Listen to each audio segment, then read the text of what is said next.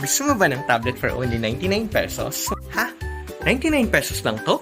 Oo, dahil may 99 pesos flash sale ang Temu, paano ba sumali dyan? So una, open your Temu application at isearch nyo yung code ko na KCF8583. Ayan, nakasulat sa taas. Tapos kapag nilagay niyo yan, lalabas dyan lahat ng eligible na item na ma-purchase nyo for only 99 pesos at kasama dyan ang tablet na to. Ay, hindi naintindihan kung paano? Eto, panoorin mo ha. So, ano gagawin ganito? Buksan mo yung Temu tapos i-type mo yung code ko, KCF8583. Tapos pagka-type mo niya, lalabas dyan lahat ng mga product na pwede mong mabili for only 99 pesos. Ayan, lahat yan.